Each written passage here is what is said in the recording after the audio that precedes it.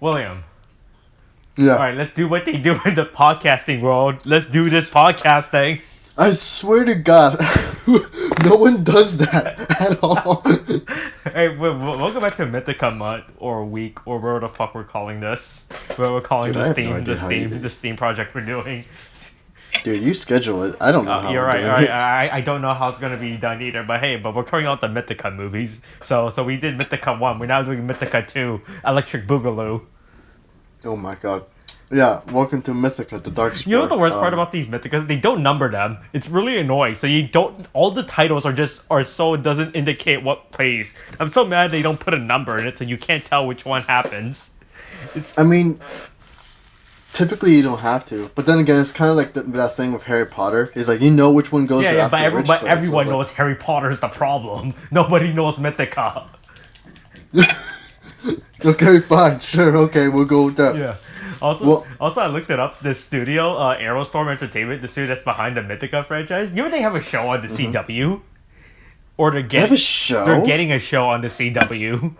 Oh, they're getting one. Yeah, and I was like, oh wow, man, they're really moving up from their Mythica series. Let me guess. Is it a fantasy? Yeah, or it's a is it fantasy. The studio that does Mythica only does fantasy films and sci-fi films. Oh, the show is called The Outpost, by the way. Or yeah. Is it a comedy or something? No. Or is it just straight up fantasy? No, it's just a fantasy. There's no guns in it. Also, hey, by the way, I looked up more into Arrowstorm. If we send them a synopsis with a good synopsis, if they like it, they'll ask us for a script. So, William, Gothica could be real. Oh my God. Alright. I don't even know how to go about writing a comedy writing a fantasy. story for We that. just have to watch Shrek and Monty Python and the Holy Grail. That's it. You only have to watch those two movies, and that's it. That's all you need to know about writing comedy fantasy. I mean, we could go full weeb and go Konosuba. No. That's stupid. Why would there be a modern guy in a fantasy world? That's stupid. All right. Nobody's gonna like that plot. Yeah, that's a genre that I'll never pick up. Yeah, isekai would never be a thing. They'll definitely not get banned as well as a writing category in the future. You know that's a thing because of fucking isekai, about how isekai ruined the isekai genre. I mean, I kind of figured the fact that as soon as one isekai story gets popular, everyone wants to get on it to just rake in the money. That's how it always is. Yeah. It's so bad that they stop allowing people to submit isekai story into writing categories or book categories, whatever the fuck it is in Japan. Yeah, but it's because to be honest though, Austin, the reason why first of all, isekai is with the way they're currently written with all the budget crap that is out there, except for barring the good ones like Overlord. Like what? Overlord.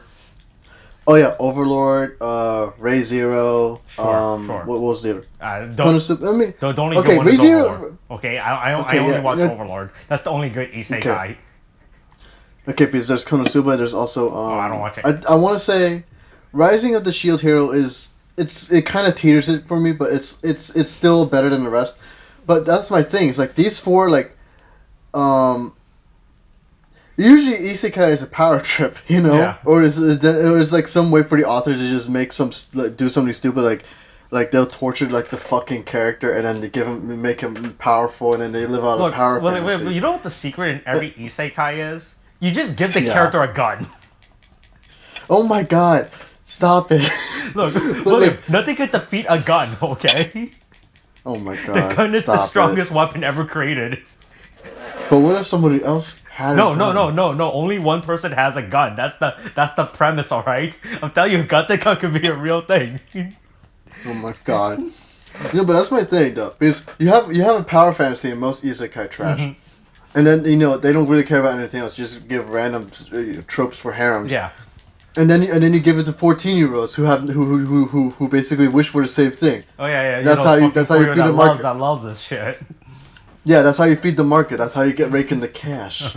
Sweet. So it's a good thing. It's a good thing we're in Isekai spoiler cast now. So now we can talk about all the Isekai series. Have you watched that Isekai with the shield? Not Shield Hero, the good one. The one with the little girl, with the lolly girl, with the My Defense is So Strong or whatever, something stupid title.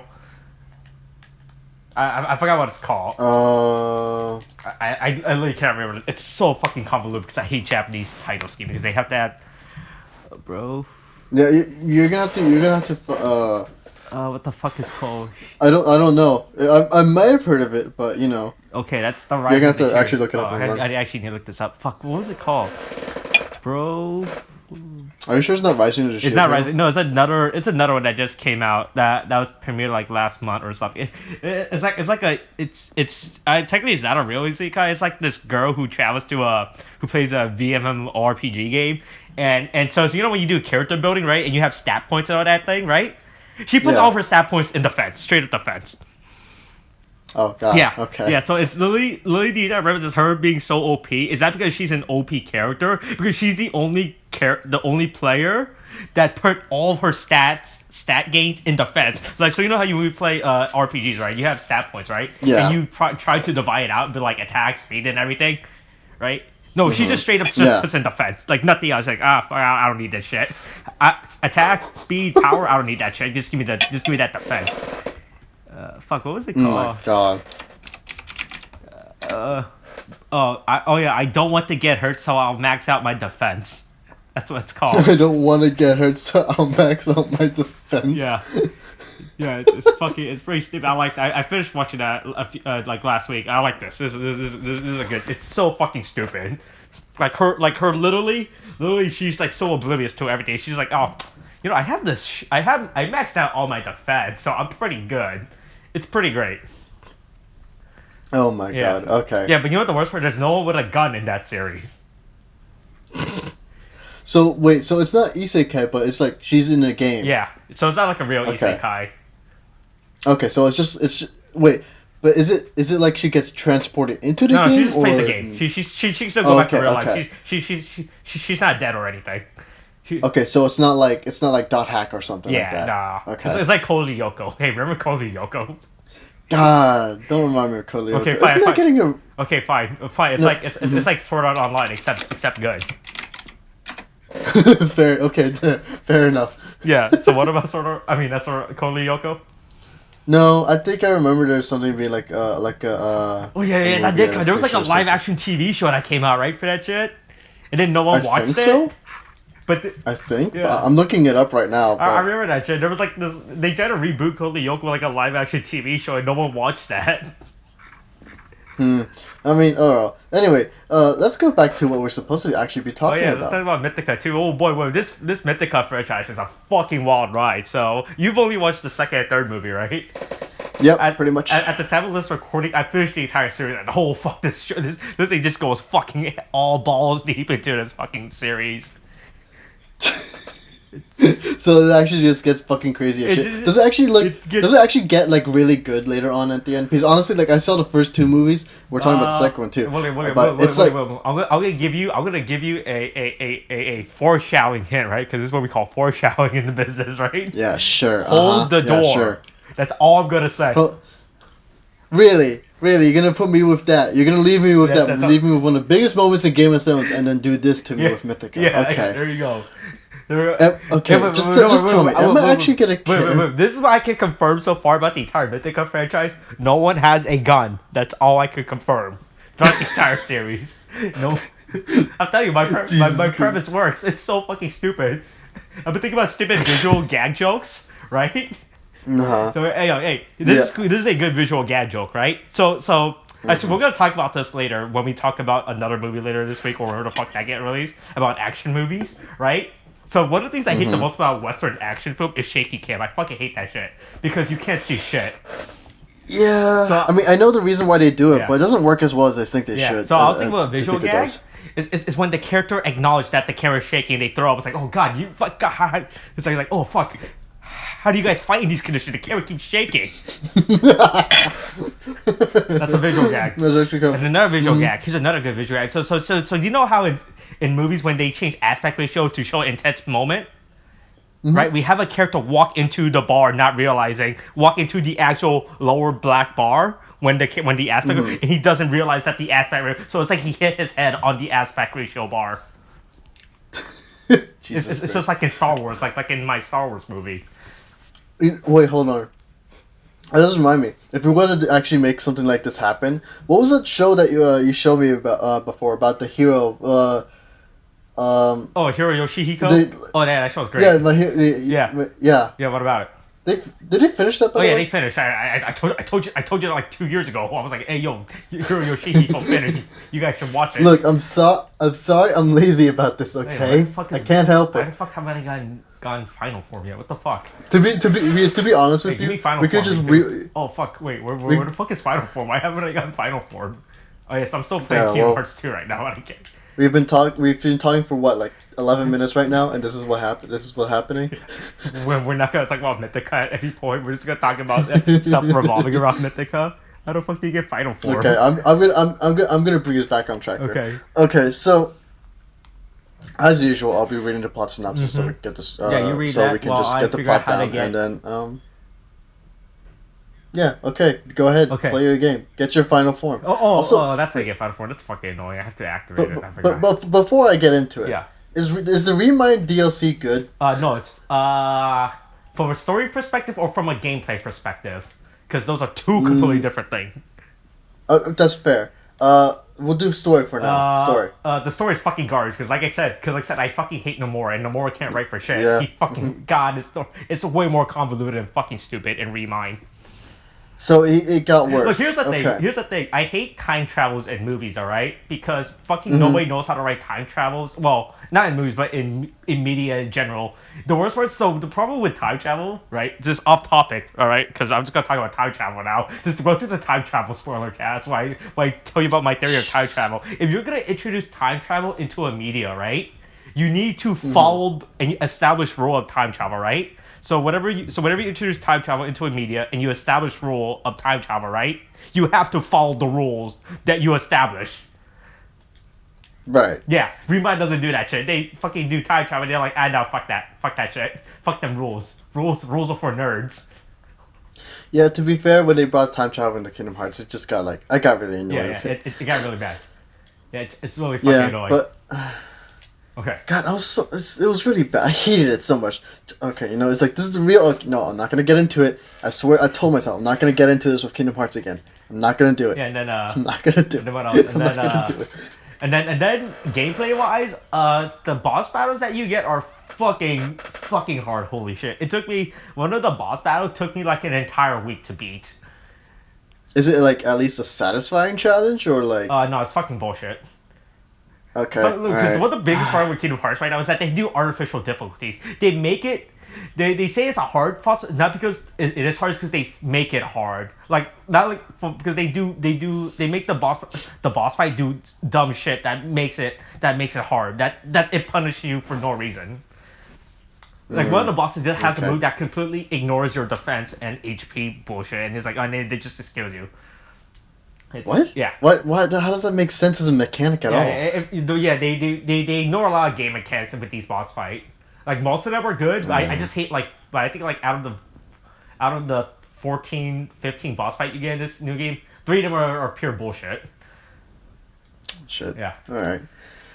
I mean, I'm still probably gonna buy it and check it out for myself. Yeah. But it's not worth the $30, honestly.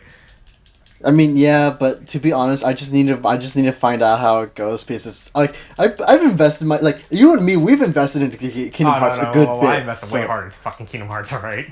Well, yeah, you did too. I only buy base games and I buy the DLC afterwards. I was afterwards. a fucking idiot. I mean, I'll play the games and shit, but I'll usually wait for them to get on sale and then buy them. But for this, I was just this is Kingdom Hearts 3. I've been waiting years for this too, and so it's I might as well just get the DLC, because I don't think they're gonna probably make a at this point. It feels like they're not gonna make a Kingdom Hearts 4. They're just gonna add DLC to Kingdom Hearts 3. But wait till you play Remind. Ooh. Oh no! We were promised an ending, Austin. We were promised an ending. The Moore's full shit. All right. I told you, William. The Moore's is full shit. God, next thing you know, we're both bloody 50, and then Kingdom Hearts 4 comes out. Yeah, fucking Kingdom Hearts 4. It's really fucking bad. I really fucking hate it. Just let it end. Just let Sora and Kairi have the goddamn ending. Ooh, you thought. Oh God. That really. Oh yeah, spoilers for Kingdom Hearts 3. They don't get their ending. No one gets it. But they're so fucking real. yeah, I know. This guy. I fucking hate everything about this game. I fucking hate. Yeah, I know. I was really annoyed with that. Like, I was really sad when they did that ending, but I was really annoyed right after. Like, I let it sink in. Look, Kingdom Hearts only gets worse the more you go into it. All right. God, it's like it might as well just stopped at the first 3 games. Like, well, I mean, I say first 3, but I mean like Chain of Memories and then like 2, and then Kingdom Hearts 2. Yeah, should just stop there. It gets a real fucking mess. Mm. All right, let's talk about Mythica now. As they say in the business, let's do this Mythica. Okay, we've been talking for straight 16 minutes. What the hell? None of it was about Mythica. Anyway, I'm gonna be okay. Real quick, right now, reading plot synopsis. Okay, 3, 2, 1, go. Mm-hmm. So, following immediately from the end of the previous film, TEELA'S sister is killed by Kishkumen, a dark magician with yellow eyes, who also steals the mysterious stone that she was carrying and wants to give it to his master, Zorlak. Oh yeah, this is actually played by Matthew Mercer, by the way. Yeah, also, just straight up, I'm just going to say it right now, Matthew Mercer is honestly the best part of the movie. He's honestly the best part, and he doesn't show up a lot at all. He only shows for like maybe 3 minutes worth of footage in the film. But, anyway. Meanwhile, sorcerer Gojun Pai tells Merrick about the stone, a fragment/shard of the full Darkspore, a piece that can give the user a great immense power, which once belonged to the Lich King, and that was found by Zorlak and his followers years ago, split it into fragments. But after using his followers to reunite the Darkspore, he was stopped by Gojun Pai and other sorcerers from getting the power from the piece. And in the aftermath, the sorcerers split the piece into 4 fragments/shards, and hid them apart in the world. One was with TEELA'S sister and her people. A second was hidden in a dragon's lair in an ancient ruined city. Also, real quick, I'm out going on a tangent here, but was that really what the beginning was? Because the beginning was so confusing, and that honestly didn't explain shit. I didn't follow all the beginning because they did because the beginning was really different too. Yeah, I know, because it's like, okay, we'll get into that, but legit, Austin, I do want to get into that. Mark it down in your head, please. Okay, I'll remember this. Okay, anyway, so Gojun Pai also tells Merrick about who she is, a necromancer, just like Zorlak, and that is why Zorlak also wants Merrick at his side, because the potential power she holds within. That power is also what TEELA sensed in the previous film while trying to heal wow, that's a really weird, I don't think that's how you use the word. While trying to heal the hurted leg of Merrick. I don't think is hurted a real word. I don't know. Look. Someone who's way more into Mythica wrote this plot synopsis. All right, so we gotta go by their words. All right, they obviously know what they're talking about. You just don't write a plot synopsis for Mythica. All right, that's something you actively choose to do without paying attention to Mythica. No, yeah, hurt is not even a word under the English dictionary. Yeah, okay. It's considered. Don't worry about it. And okay. Anyway, while also trying to heal the hurted leg of Merrick, and it's also what might drive Merrick to the darkness if she is not careful when using it. Merrick and her company must go on a journey to the ruined city and prevent the evil necromancer Zorlak, from obtaining all the shards of the Darkspore, or all will be lost. Therefore, they must get the hidden shard from the ruined city before Kishkumen does. Along the way, they meet Cole.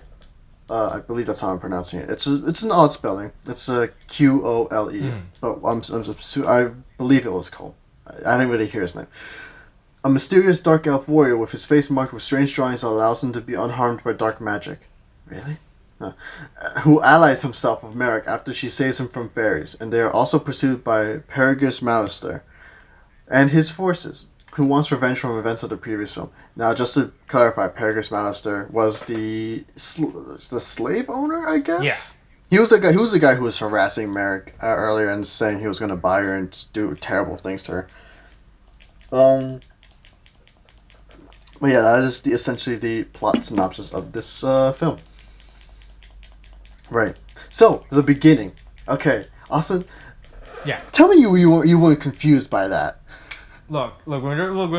After watching all of Mythica, right? I still don't know what goes on in Mythica. All right.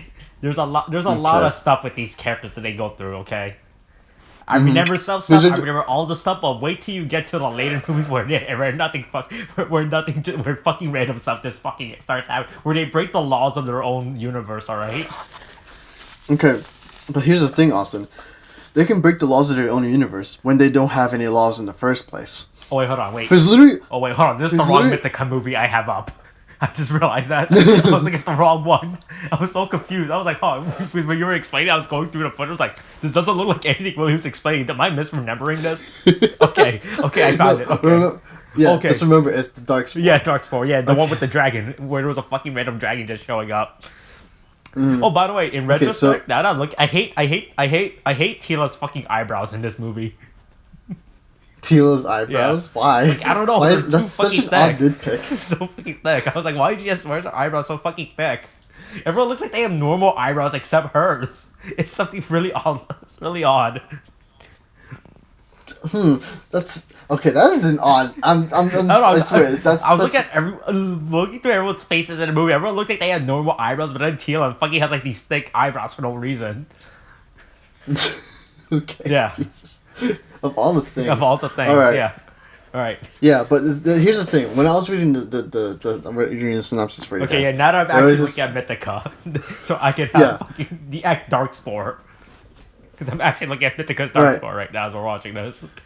Yeah, and so like in the parentheses when he's talking about how like one of the synopsis is saying that the sorcerer split the Darkspore into 4 fragments and hid them in the world. You know, one with Teela and the other in a dragon's lair. That's the thing. Like when I was seeing that, it wasn't a thing that I thought was someone trying to hide the stone. It just seems like it was just a very odd event, and I didn't connect it. Even when even when they had the sorcerer who was explaining the exposition. Exposition, yes. When he was explaining, we hid them around the world, and then you see this guy getting eaten with the stone. I'm like, I made no real connection with that because it was just so odd and out of place. Like I know they do these beginning prologues as a way to kind of hook us into the story or not, but I was just honestly confused because honestly, whenever they do these events and the prologues, often it feels very artificial in its tension and excitement because I don't feel any of that at all.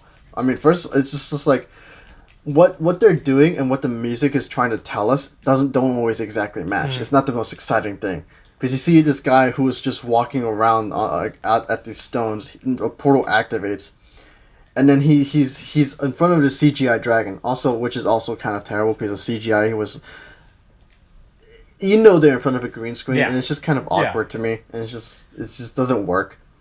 Which is again why I would prefer to have physical props or something, but I can understand if they didn't have the money for that. I'm sorry they couldn't get a real dragon to be used as a prop. All right. Look, man, dragons aren't that hard to get. I'll write that to Arrowstorm Entertainment in the script for Mythica. We need a real dragon. Look, just tell them to get the dragons that they can probably get from Warner Brothers for the Harry Potter movies. That would be easier for them, okay?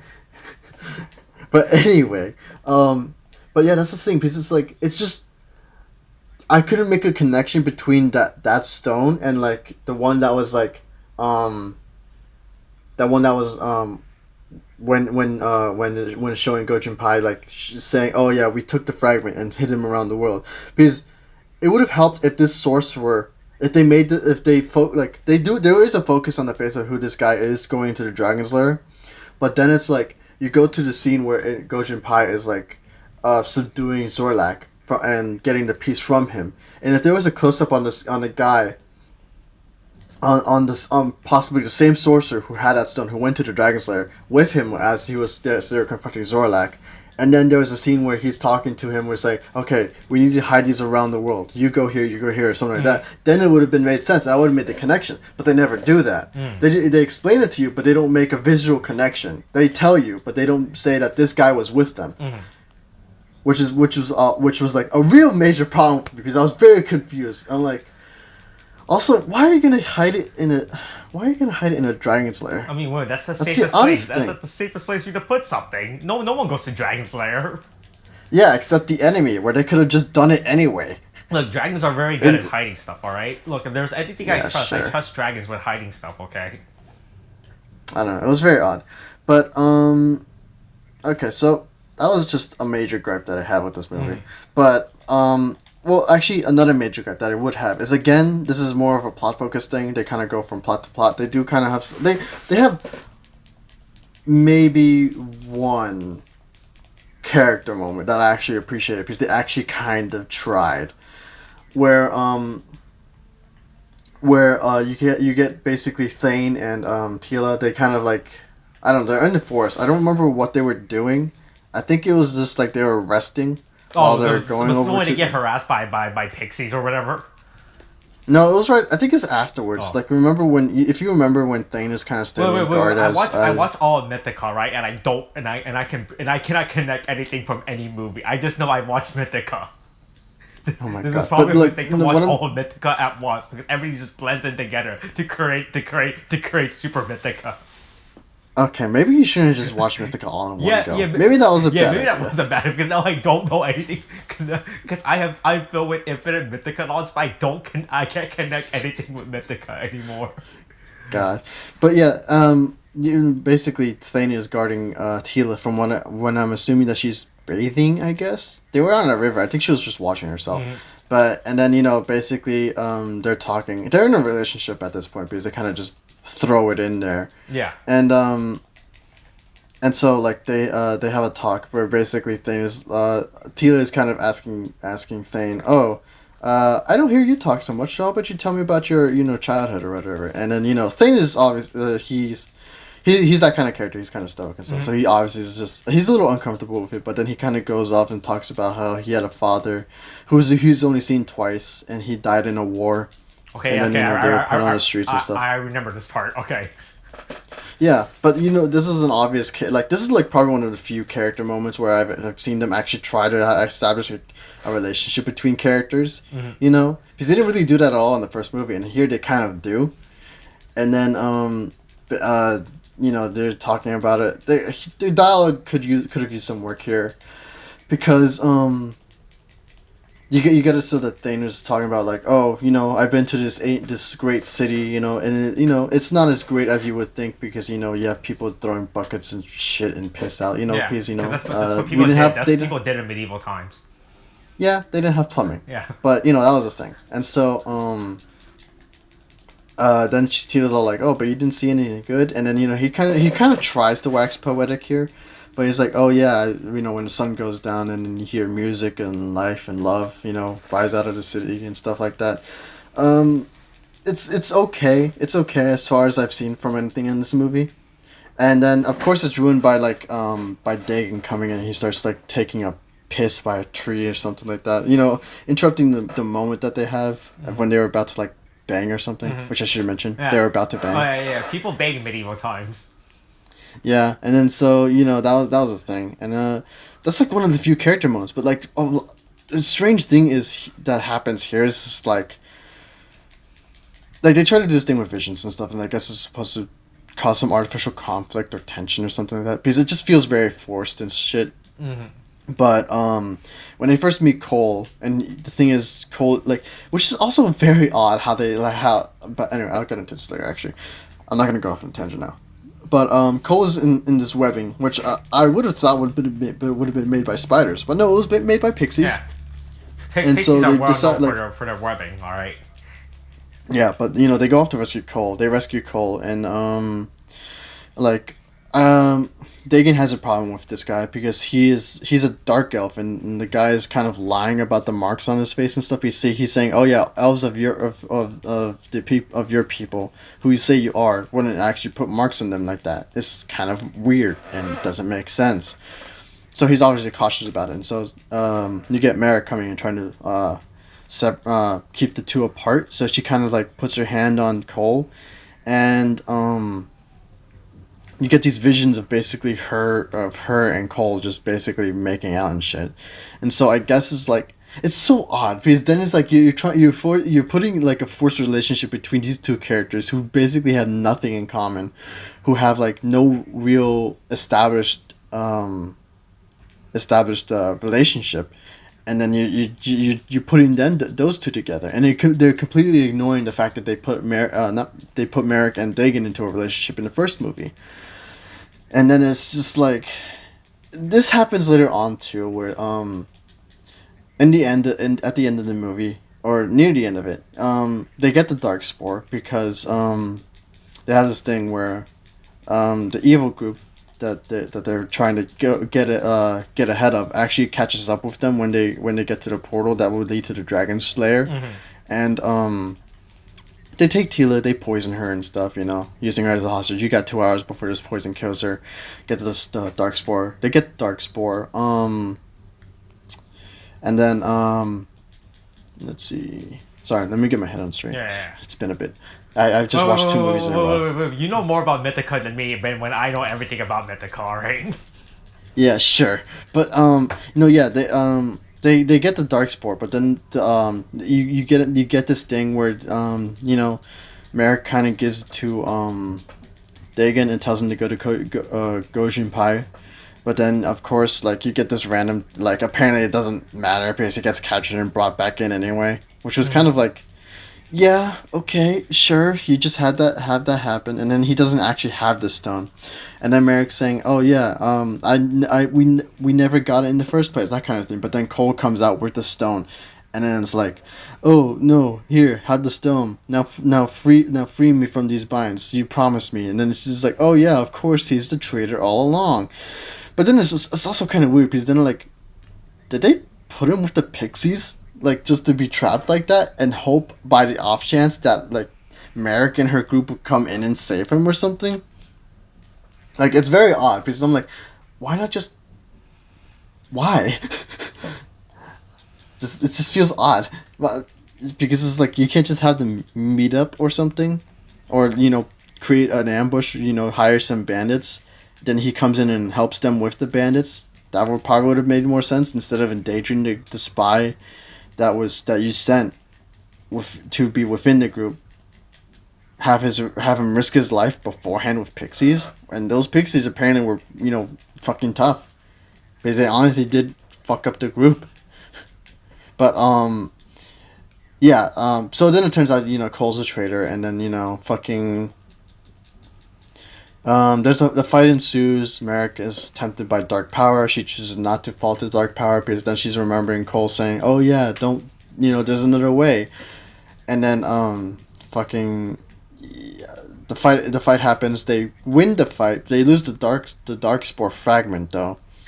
And then you get Cole basically getting stabbed in the gut, and he's being all I'm sorry and stuff. And then even despite after the recent betrayal, she kind of still makes out with him, I guess. Then it's I guess you establish a relationship between these two, but why? Oh, okay. Why would you do that? Okay. When you have fucking Dagon and Merrick being a thing, it's you fucking retcon it just to make some artificial conflict or whatever. It's just very odd, and it's there's no real conflict between the two because it's kind of mentioned briefly or briefly shown between the two for maybe 5 minutes. Then it's forgotten when you continue on with the movie, and then and then later on they put more tension, I guess, between the relationship of Dagon and Merrick, because she at one point they take a shortcut to get to the portal in time. Yeah, so it's when they're in this dark spooky cave with obviously not glow stick. These are definitely not glow stick they have in their hand. No, I'm talking about beforehand when they're in the shortcut, when they're in the bogs. Oh. Which don't look like bogs, but it looks like they're in a wheat field.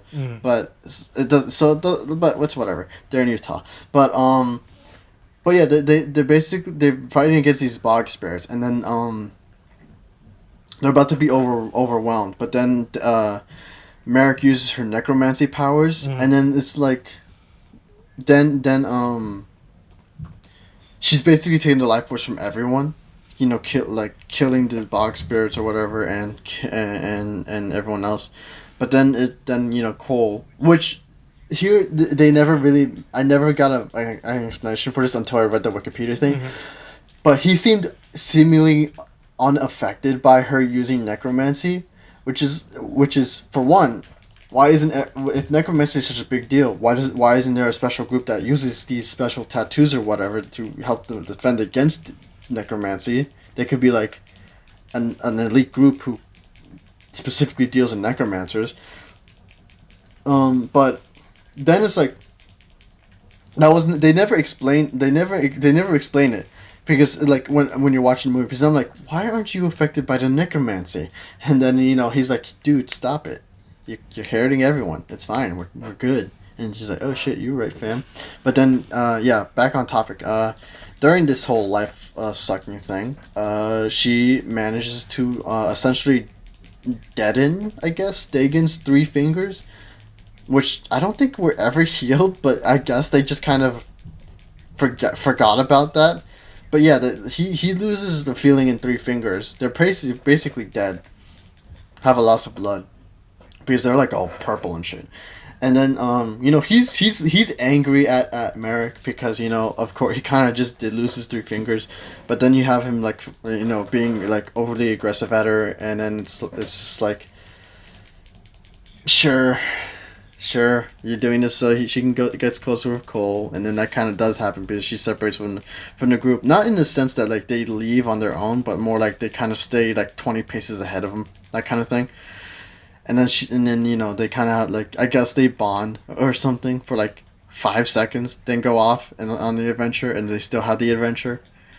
It's just very, a lot of the character conflict in here doesn't work, if anything, because first of all it's poorly done, and then you have it so that there was nothing to kind of build off from that, because in the first movie, again, like they really didn't have any character moments at all. If anything, you saw horrible things done to, like, Merrick had more character moments, if anything, because you have her, being, abused and harassed by others, for just basically being around, and that explains why she would want to be like a better magician, because a magician can do wonderful things, possibly even heal her leg, so it made sense. But then but you don't have her building. You understand her character, but you don't get anything with the relationship between others, or if anything, very little. Like with her and with Merrick and Thane, because he saved her at one point, she saves him, and then they kind of like take care of each other. That was a thing, so that was fine. But then they don't build off on that. They just focus on the adventure at hand, and don't focus on any more character moments afterwards. It's just the same, and so. It's the same with Dagon. Like with Dagon, they just kind of established the romance in the first movie, but then they really don't build on it. So it's just kind of, oh yeah, they're in a relationship, I guess. And then you get it so that in the second movie, you get this conflict between the two, where it's like, you guys are in a relationship, right? And then but it doesn't feel like they are. For one, because Dagon just kind of goes off womanizing other women anyway, so it doesn't feel like. And then I don't think Merrick cares or knows. It's very weird. And then it's you get her thing with Cole, and then it's just like he doesn't very much act like a jealous lover anyway, and it's just he seems angry at like Cole. I never got a sense as to why, other than maybe because he's like an elf or like a lying elf, and he's just honestly he is honestly strange company, but it's just like. You don't build on a relationship. Why should I care about these fights between these characters? Because it seems to me they don't really have a relationship. And then it's just kind of like, okay, sure. I know. Oh my god, I went on a rant. I'm sorry, but like, well, I tell you know more about this Mythica movie than me knowing about the entire Mythica franchise. All right. That's the thing, because like the third movie does this too, but the third movie is honestly better for me. But like, because at least the third movie I was actually trying, and here they just follow the script, but they don't add any little moments between the characters or anything like that. So they're just kind of like, again, it's like this first movie. They're just going along with the adventure, but they're not really playing out the characters. So it's just really annoying when they actually try to do character moments and stuff, because they have nothing to build off of that. And then it's like, I don't care, because you didn't build a relationship between the two for me to care about. And so when you put harm or conflict within that relationship, I don't care. And then it's just like, whatever, just let the movie end. Now you're wasting my time with all this character stuff because like I just want to see what happens with the movie now, like with the story, and it's just like at least the story might be somewhat interesting, and it kind of isn't because it feels like a mess. It's just kind of everywhere because you kind of get it so that oh yeah, Goshen Pie. Oh, he's here to spout exposition. He leaves. Then I guess we're supposed to care, but and honestly, it's like I'm not really finding a lot of entertainment here either because the actors are kind of rather they're like again it's kind of like in the first one they're okay but they're rather bland because again they're not allowed. It doesn't seem like they're being allowed to do much with their characters, and the only time I really get anything at all is when you get Matthew Mercer into the picture, because first of all, I mean he's living it up. Yeah. You know, he's getting to act like an evil villain, and it's just kind of fun watching him act like it. And he's a professional enough that he's able to really he's like also he plays a lot of D&D, so I guess he's kind of familiar with it. But he's like he's an evil necromancer who's trying to revive an evil Lich King or take his power, and then you basically see him acting that out, and it's really fun because he puts on a voice and he puts on these gestures and stuff, you know, and it's just really fun to see because he's honestly the most fun I've seen in this movie so far. Like in the first one, if he was in it, he would have been honestly the best as he is now in the second movie, and it's just fun watching him just play in that role because it's like he doesn't really need a direction from the director to just, or he's basically given just enough. He's like, just play the evil guy. I was like, oh yeah, you know, he's trying to revive a Lich King. He's like, and then he, you know, he himself is like, yeah, I can do that, and he does it, and it's just like great, and I love it. He's like the most fantastic thing ever, but. Fangirling a bit, but that's fine. But yeah, but he's honestly like the most fun I've had in this movie in these movies so far because he gives the most character, and it's just like, oh, you know what? If we had more of him, I think we'd be fine. And we do get more of him in the third movie, but that's a separate thing on its own.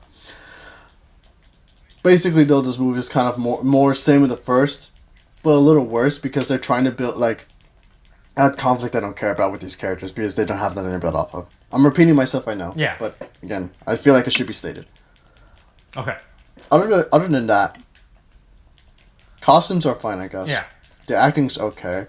Hey, there was a giant skull, right? I remember that from this movie. Was there a giant skull? Yeah, there was a giant when they go into the dark cave or whatever the fuck, and they had the glow stick. And we're the yeah, the very obvious CGI lights or I'm 100% which they covered up. 100% those were just glow stick that they just CGI effects onto. No, yeah, so that you can't tell that they're glow sticks. Yeah, but they're magic enchanted swords or whatever the fuck. I've never laughed. Yeah. Was this the movie where they're in the war, or was that the third movie? I think I'm thinking of the third movie at this point. What war? Oh no, that's the third one. Okay, yeah, that's the third okay. one. I'm too far ahead in my Mythica lore. Okay. But, yeah. But the third one's a lot better. Yeah, I remember the third movie. I remember the third. Look, this movie just gradually climbs up. All right, this franchise. Yeah, so they meet the dragon.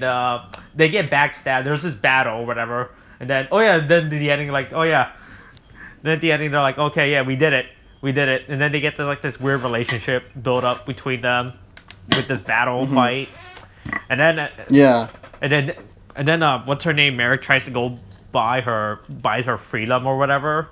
I forgot about the ending. Yeah, it just seems so odd just to have it happen. This movie is the longest out of the entire franchise, I think. It was, but like, it's all odd too because it's like, oh yeah, they completed the quest, but then you add something else to it. Like they don't know where to end it. They don't know how to. First of all, it doesn't feel like to me they know how to begin a story or how to end a story, because again, as I said before for the prologue, but then you have the ending, which is very weird. Yeah, and then they just add like this weird comedic ending that they try to establish. Literally in the last act, they try to establish like Merrick goes back to her, but then her old slave master comes in, and then they try to establish like this fucking third plot line at the end. I was like, oh, here's this third conflict of the slave master. Oh, well, like, and then you look at the runtime, I was like, this movie ends in like 5 minutes, or we're just gonna it's just like this plot line. Like this plot, and then we're just gonna finish it within 5 minutes, and then he just finished it within 5 minutes. Like, oh, okay. I was like, oh, well, this scene was completely pointless. This entire third plot line of her getting bought back by her slave master or the fuck, and then they have to resolve it. I was like, oh, okay, yeah, we gotta do this. It's like how we say it in the word of SPOILERCAST. Like, let's do this plot line. God, dude, it's so odd because it's like it just feels out of place considering so what we just went through. I don't know what's the point of this subplot. Like, I wouldn't even call it a subplot. It's like this thrown plot at the end where they go back to collect the reward money, and then her slave master was like, oh, hey, by the way, remember me? I'm still here. I was like, oh no, we don't. I don't know why. I feel like that's just a subplot they could just establish throughout the third movie as a plot, but no, they just threw it in at the end. They're like, oh, okay, there you go. I'm the slave master. Okay, now I'm no longer the slave master. It's so fucking random how they just fucking threw this in. Yeah, basically, it's like you basically this whole thing was about a quest to go back to this really insignificant side quest in the game. Yeah, you have a main quest about getting the dragon and killing it and then stealing like a fragment of the heart of the Lich King, but then you get this random fucking shit with like the fucking the slaver who wants revenge against the girl who basically spit on him and shit, and then it just ran like it does like it happens in the background for a bit, but you do get a moment where like in the movie like she gets kind of kidnapped by like these two other slavers, who kind of come in. They get caught by like the enemy army, the enemy basically, the orcs. Then they're working with them by the end of it, and then but then they're killed, of course, and then they run off, and then it's like they seemed unnecessary, and then the random bit happens at the end where the slaver's like, oh yeah, I'll buy her, she's my property, she's been signed off away to me, she's a runaway, blah blah blah. And then like, okay, first of all, why is this happening? Yeah, and really then it's like he just fucking comes out at the end. And I was like, because the movie looked like it was about to end, but then he just threw this in at the last minute to make you remember, hey yo, remember me? Hey yo, I'm still in this movie. It's like, no one remember. You didn't have to be in this part of the movie. You could have been literally saved for like a third subplot. It's so fucking weird. They just threw this in at the last minute for no reason. Yeah, they put it in, and then it's like, okay, now it's like they put it in. I feel like only for the purpose of the third movie, which actually kind of follows up on that. But in here, it just kind of messes with everything else. Yeah, it messes with the pacing of this movie. Like literally they had a perfect ending, and then they just threw it in. Yeah, and it's just very odd. And it's like, why did this have to happen at all? But also, it's also this thing with like. In here, it's like I also like while I hate it because it messes with everything else, I also kind of like it because here's the thing. Now, as I said before, there was very little character moments in the first and second movie. This is one of those moments where you kind of do get a character moment where you basically because Dagon is with Merrick, and then she has the money to buy her freedom, but she's still known as a slave. Also, which is just like, which is very odd to me because it's like. In the first movie, I don't think they ever mentioned that they were slaves. They just mentioned that they can't run away. They would be it was just like a throwaway line that they mentioned. Yeah, and it's just like there's no real focus on it. It's just a facet of a character until they decided to use it here. But you get this moment where basically Dagon and Thane kind of like are in this guy's house. I believe his name was, if I can just look it up. Sorry, give me a second here. Perigus Malister is the guy's name. So they get into Malister's home, and then they're basically like, I'm just gonna threaten you, sign her over, sign her away, sign her freedom, and then we'll be on our way. Or if you try to follow us, we'll cut your balls off, right? And so you get this nice fun little moment where basically Dagon and Thane are kind of working together, and while they're threatening Mallister, you get Dagon kind of flirting with the girl who he's in bed with, which was actually kind of funny. Yeah, that was funny. I like that. Yeah, and then it's like you get Thane you get Thane who's being something like a rather protective father to Merrick, because he does come in, and then he's like the first person Merrick sees when she's being freed, and they had this little moment and where he kind of treats her like a daughter, and I was like, oh, I like that. That's nice. That's a nice moment between these two characters. A nice little it establishes what they are to each other, and it's a nice little moment to see, and I really liked it. And it was like, this is good, but why now? Yeah. Why now at the end of this? Yeah, it's so odd, because it's like, when I see this, I felt like that should have been the first movie. Like, you should have taken this and make her basically doing this quest, trying to earn her freedom, and then have that happen at the end of the first movie. Yeah. And then, basically be like, oh, well, I wonder what these powers are. We could have had it so, like, again, just like, he's keeping her away from the slaver, and then, she's trying to earn her freedom. Then you could have had this whole subplot with Mallister buying her contract. Then, in the first movie, when she does have enough to basically get her freedom, then this would have worked. Yeah. This should have happened in the first movie. Yeah. But why did it happen in the first movie? Yeah. That's how I felt It's exactly so about odd. the scene. It's just so fucking random. It was out of place. I was like, it just ruins the flow of the movie.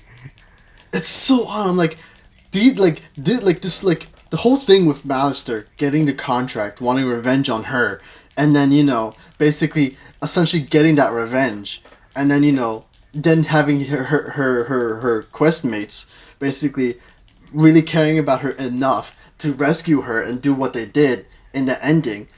Like, that should have been the first movie. Because it's perfectly set up too. Like, the ogre thing could have been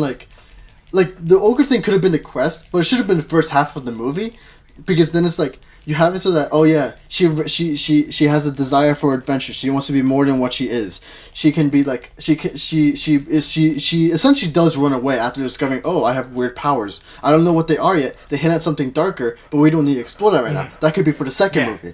And then you have it so that, yeah, okay, so she heads there. She does go into find a quest. She tries to get quest mates. Doesn't work out. But then, again, she does the quest, with Teela and everything. Everything else with that is fine, right? She gets her quest mates. She frees Thane. She finds Dagon. And then, you have it so that, they do the quest. But then you could have it, like, as they're doing that quest, you could have put that thing with, like, with Mallister getting her contract during this whole quest thing. You could have put it in there and have a hint at, like, oh yeah, this is gonna happen, but not now. That she's gonna do the quest. Then have her go to try to buy her money back, which would have been the perfect mode for Mallister, which it was, but it would have been better for the first movie to have Mallister like, nah, all this money that you just made, it's mine, because you're actually my slave now. And then laws being laws or whatever, it could work. And it also brings back the guy who Dagon was sleeping with, which shows that it would have been a little bit funnier there too.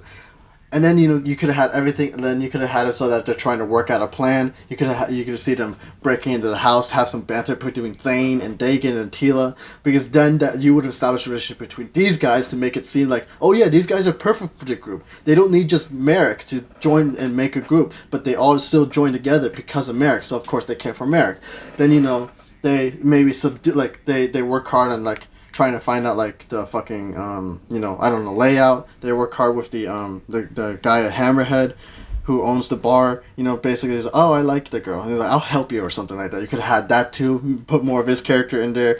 Then you could have had that moment when they break in and threaten her, threaten him, Master, and then have that happen, and then and then on the end we're like, oh yeah, she may have been alone before, but now she has people that care about her.